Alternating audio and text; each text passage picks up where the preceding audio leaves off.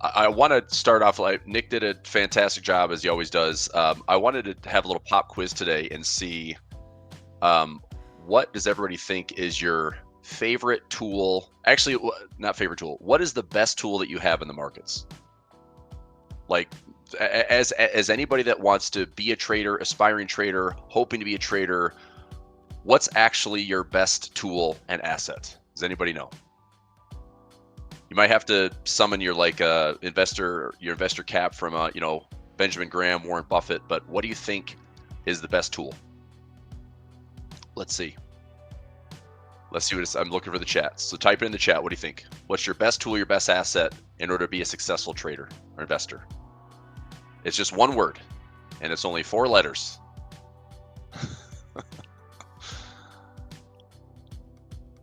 Okay, let's see if anybody can. I'm gonna make that super, super huge. Here we go. Past charts, I say your mind. Mine's pretty good there, Aaron. Fundamentals says Lee. History says Soccer Boy. Risk, mind. All right, I've got everyone now in like the four letter words. Okay, how about this? Is that a fair tool? Why is this a fair tool? If we take advantage of time, you can make money in these markets. Okay, and when I say take advantage of time, it means you got to survive. You've got to find a way to survive these markets. Think about how much money has been made in the last 30 years. Anybody that's if you've been participating in the markets anywhere in the last 30 years, you've seen bull markets that have been pushing things to all-time highs, and it's done it for the last 30 years. You can go back to the 1970s and see the last 50 years of all-time highs. You can go back to the late 1920s and 30s and see through wars and through all these crazy things geopolitically, the market still finds a way to go higher. Time is your best friend. Okay, now I know that not everybody has the time or the patience to look 5 years out, to look 10 years out, but I am telling you that as long as you don't make any fatal mistakes where you're taking on the type of risk to blow your account up in the first month of trading, the first several months of trading, just trying and taking on a huge risk of 10% a trade, look, trade small, give yourself time, and what you will have is a market that will show you opportunity after opportunity after opportunity, right? This year has been insane. This year's been nuts. A lot of volatility still not really priced in. I think this market finds a way to maybe get back to all-time highs. I would hope. I mean, I get to these phases in the markets. Like right now, I'm like, if we don't have a pullback to, let's say, 5,900, 5,800, then something tells me it's broken. Like it's so cautiously bullish, and the market's still melting up higher. Like it doesn't care until it's going to break later, And so a couple of things that all this year it's been terrible sentiment after what happened in February, March, and April. We obviously had a nasty pullback. The market used it as an aggressive dip buying opportunity. We had an entire administration that pivoted as hard as I've ever seen. I mean, the message was so clear that austerity is going to be supported. We're going to, drain the swamp. We're going to cut government spending. We're going to fix the budget and fix the deficit. And, Elon Musk, one of the best entrepreneurs in the world, is now aligning with government. You've got major, your large cap mega tech gazillionaires are aligning with the government to fix things or invest in the US and be, AI. And it all looked great and optimistic on paper. But man, it pivoted hard, and it just reminds me of what happened in 2016. Everyone voted for Donald Trump to be, an outsider, and it's non-government. It's not the same old, it's not status quo. So it's very shake up the government, disrupt. It's the snow globe effect. It happened again this year, right? What was the campaign that they ran on? Exactly what I said. We're going to shake things. And he had support. He had support for shaking up the government. Okay. But what did he lead with? Well, let's put on a global trade war and let's have mass deportation. As opposed to let's focus on growing. Let's focus on a better economy. Anyway, it was a bait and switch. It was a lot of what the market didn't expect. And now the uncertainty is all over the place. But I go back to this. Does the market care right now? It cared a lot in March. It cared a lot in April. But does it care right now? No, the market doesn't care. And now, we look at what is likely going to happen for the next probably year and a half. I mean, we're at this halfway point. There's all sorts of things that can happen, but the market just doesn't seem to care. I mean, I think by the end of the year, this market's either going to still be producing just single digit gains, maybe eke out some positivity, showing that the US is going to be out or underperforming compared to the world. I think that you'll still have, as long as the US remains stable, non-US assets will probably outperform this year, in my opinion.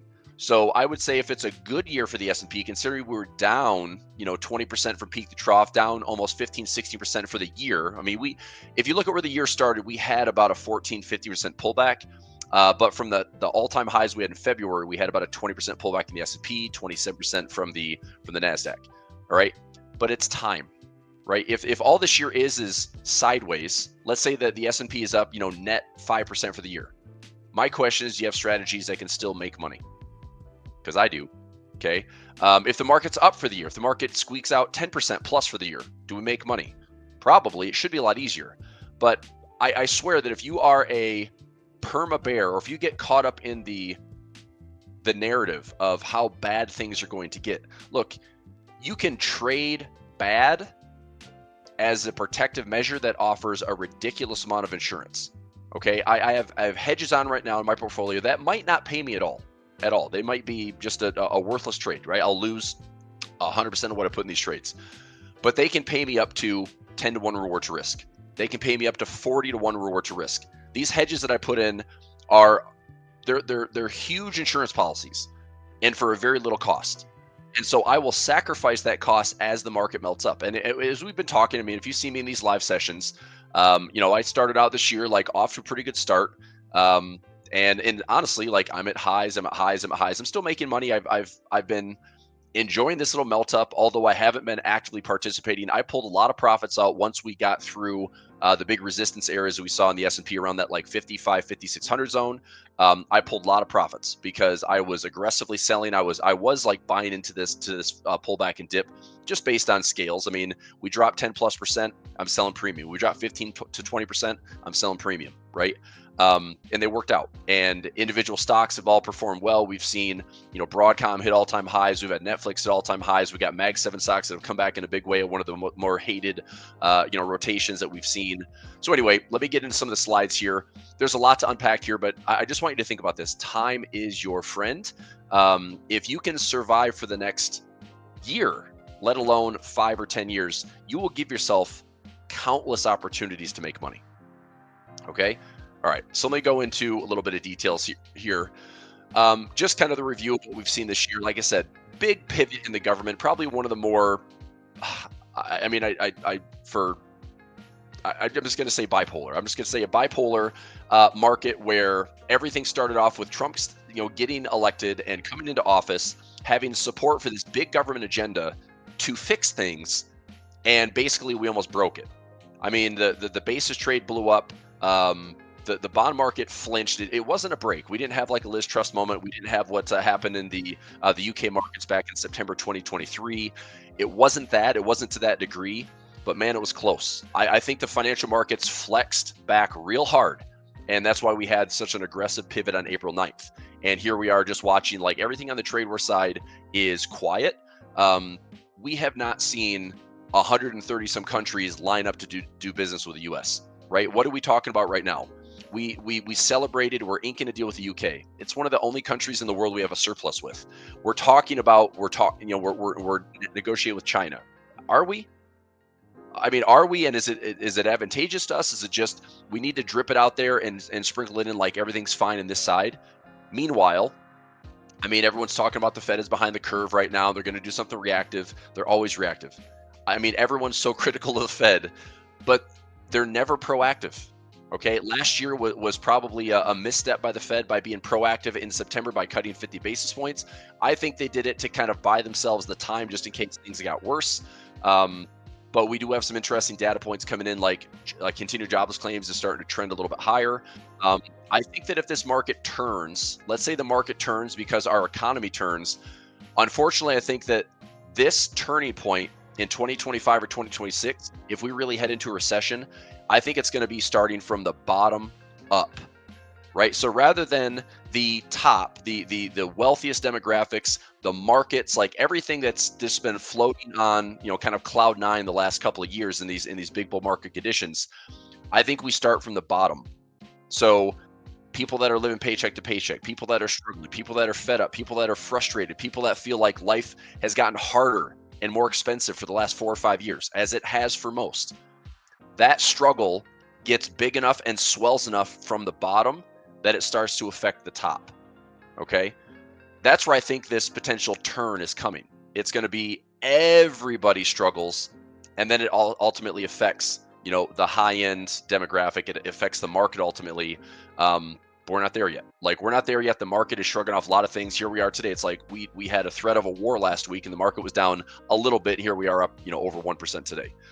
Main Street versus Wall Street. I think this is pretty straightforward. We can all agree that since 2020, it's been K-shaped. If you've been invested in the markets, if you've had assets, you have seen prices of assets go exponentially higher, like way faster, way more than what they really should be. Versus Main Street, you've got about 60 to 70% of Americans living paycheck to paycheck. You've got everyone seemingly unhappy with just stuff is more expensive.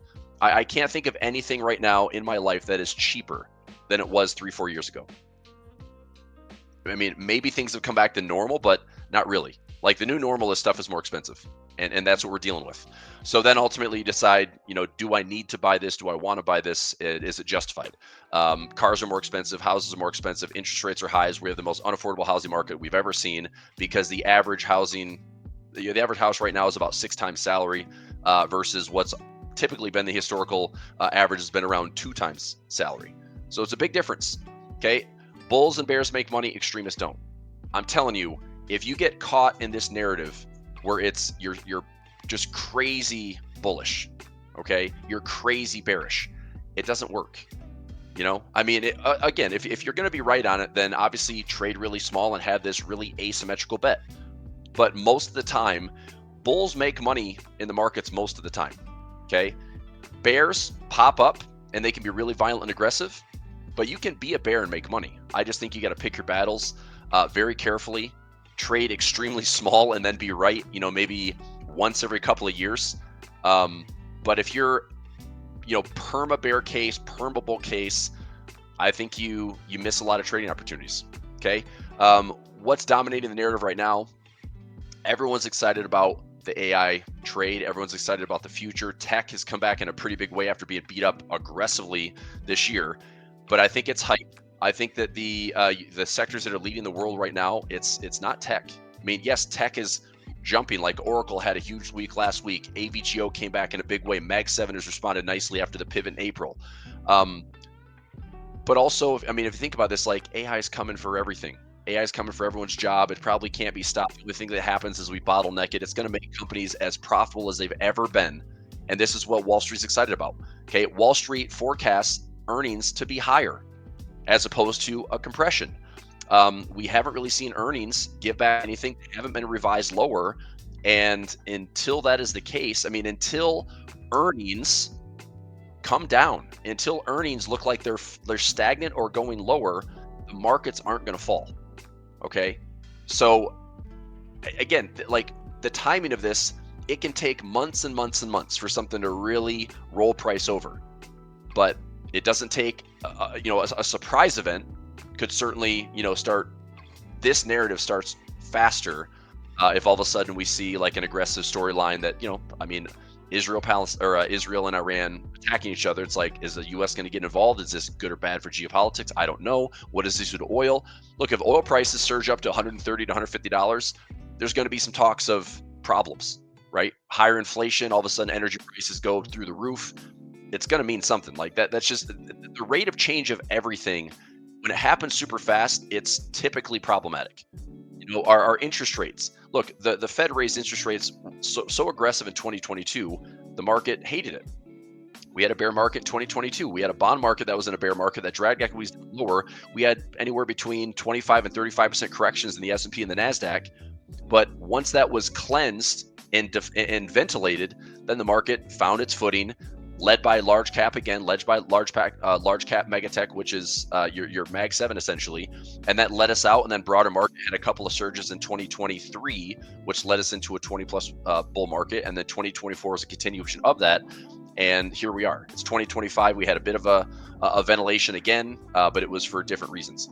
But now the market is focused on hype, future, forward thinking, forward guidance, and it's optimistic until earnings change.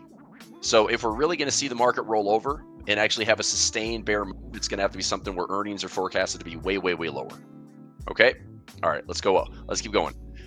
Global yields rising. I think that, with the dollar being down to one of the worst starts in the last 30 plus years, the dollar's down like, 9.5 to 10% from these recent highs. The potential blind spot is global yields rising. It's not so much that they are rising. It's more so that they're rising at the rate that they're rising. So Japanese currencies, Bank of Japan has always been seen as a safe haven currency. There's tons and tons of loans out there in Japanese yen. And what are they doing is they're borrowing Japanese yen in order to invest in something like US dollars.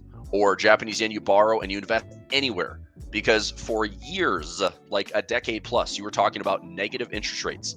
You could essentially borrow at negative interest rates and invest in anything and get yields. Okay, that was what 2024's hiccup was from July to August. That was the Japanese yen deleveraging because all of a sudden things were going back because Bank of Japan is one of the only banks right now that's actually raising rates. Okay, this week we have the Fed on Wednesday, which is still going to likely pause. We have the Swiss National Bank on Thursday, which is looking to cut back to zero. The Swiss National Bank is looking to return to zero interest rates, 0%. The Bank of England's likely going to stay at 4.25. So we have central banks that are still cutting. Australia's cut, New Zealand's cut, CAD is cut, Eurozone's cut, Bank of England's cut. US has not touched rates, but everyone knows the Fed is likely going to be cutting. Swiss National Bank has cut rates. Bank of Japan is raising rates. Japanese government yields are pushing 3 to 4%.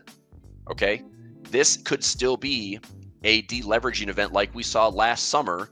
This could still be happening, and maybe it's somewhere on the radar in 2025 that nobody's really talking about. The one way to watch that would be your dollar yen, right? The dollar yen at 140. If we break that 140 floor, we are going to have some severe currency risk. We're going to have some crazy volatility in currencies. That 140 could easily be measured to a move down to 120. Right? So if we get to the charts here before I'm done, I'll show that. 120 would be my target on the dollar yen if we break that 140 floor. If we hold the July to August sell-off last year, we're still in that range almost a year later. Okay? So if that range holds, then it's just a typical Japanese yen where nothing really happens. Mind your P's and Q's. Don't think silly on the Japanese yen because we don't have like a big fundamental slide yet.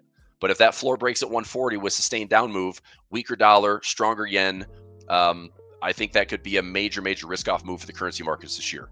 Okay, Mag 7 and mega cap still reign. Look, this is why I trade the indexes. We have proven for the last several years that you don't have to invest in 500 companies. You can literally invest in the top 10 and make money.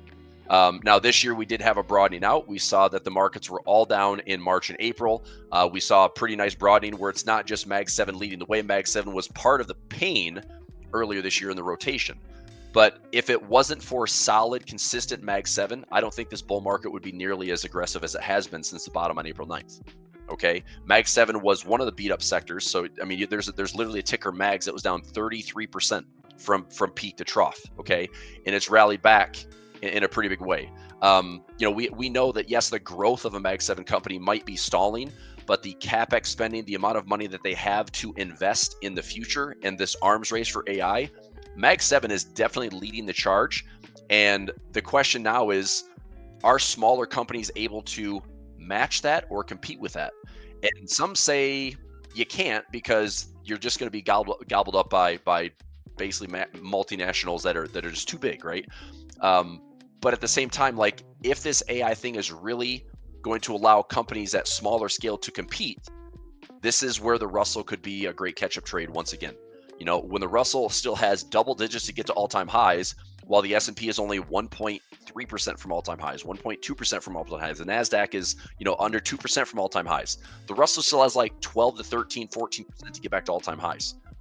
So I still think the Russell needs that little bit of extra juice with the Fed cutting rates, maybe this year, September, December, if that helps the market. But I think we also have to see bond yields cooperate. That's the one thing that there's a really weird correlation last year is the Fed cut rates by 100 basis points. And the bond yields went up by 100 basis points. Instead of going down like they have for 40 years, they went up. Because the bond market, in fact, I don't want to slaughter the saying, but basically it has something to do with like The government's still going to spend money until the bond market takes away the keys. That's kind of the saying. I could be paraphrasing, but that's along the lines. Like the bond market, even though like personally, I don't want to have a lot of bonds in my portfolio. I'm not a 60-40 guy. I think that is a terrible allocation. I'd rather trade options around my core positions and generate my alpha that way, as opposed to having a 60-40 mix to lower volatility. But why would I want to hold something that's potentially in a 5-year drawdown? I mean, we've had a solid 4-year drawdown outside of maybe the melt up in 2023 when the bond market ripped October to November 2023. It finished positive for the year, but it's been in a 4-year drawdown, and that was like just a squeeze, and it immediately faded back to fresh lows.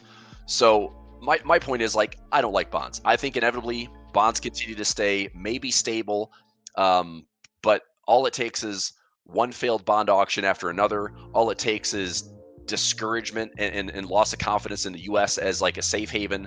And you never know if this is going to happen. I think, look, if the U.S. catches a cold, the world gets the flu. I really believe that. We saw that in April. You can see how systemically tied everything is. So if the U.S. is not stable, the whole world's going to struggle. If the U.S. is not bullish, the whole world's going to struggle. If the U.S. is bearish, we will drag everybody with us, whether you like it or not. You can say like, oh, the U.S. has to perform well for the world to do well. And this year it's very evident that the world is trying to repatriate. The world is trying to say, look, if everything is so expensive with 22 times earnings the S&P, maybe our money's treated better in the Euro stocks. Maybe our money's treated better in China. Maybe our money's treated better in India. Maybe our money's treated better in emerging markets. Anything, anywhere else that's not expensive, that's where money's going. Why? Because if something positive happens in those other markets, there's a lot of upside there. If something happens positive in our market, it's got to be really positive. It's got to be almost perfect for us to still sustain 22 times earnings, 23 times earnings. Because historically, you look at what these have done, higher earnings, like higher priced earnings in the S&P, typically mean that we're overpriced, we're overvalued, and things tend to correct. So anyway, global melt up. Last point here before I switch slides. This is probably my biggest risk in 2025. Is that we don't go down at all, because fiscal policy is expanding, and it's not just in the US. Look, we have a government that can't stop spending. We have a government that clearly will not detox. And now we have other countries that see what we've been doing. And I mean, think about China as an example. China has been this like sleeping dragon since COVID. They were one of the most extreme lockdowns since 2020. They have put very little capital back into the country, but this last fall, so 2024's fall, they started to add basically bottoms in their property markets. They started to add bottoms into their capital markets, and they are trying to support property markets and support capital markets. And the Eurozone this year with defense spending, and also trying to get things that are aligned with this less reliance on the U.S. A lot of Euro stocks, a lot of Euro offices that have held U.S. stocks for many, many years are now starting to rotate out and going back into their own. The best performing assets this year, you'd be very surprised. The acronym is PIGS: Portugal, Italy, Spain, Greece. Terrible performing sovereign debt crisis type countries. Their ETFs are killing it this year. And they have been V-bottom from April into straight up all-time highs again. And so you look at that, it's like, well, should I be trading that? Should I be chasing that? I'm not chasing that stuff. They're way less liquid, and those are actually garbage countries to be investing in. But because they are so cheap, just a little bit of repatriation goes a long way. And so the Euro stocks have done extremely well this year, and they are outpacing the US. We have a lot of non-US based investments that are up double digits and outperforming the S&P and outperforming the NASDAQ. But like I said, I still think that the world will benefit from a stable US. If the US goes up, everybody wins. If the US is stable, non-US can still win. If the US goes down, we're dragging everybody with us. Okay? Did you know we do a live trading show Monday through Friday with guests from all over the world? To get notified when we go live, click the bell button next to the subscribe button or check in at 9:30 a.m. Eastern Time. We have helpful, free content in the description below and on our website, a1trading.com. Thanks for watching today's video, and we'll see you tomorrow.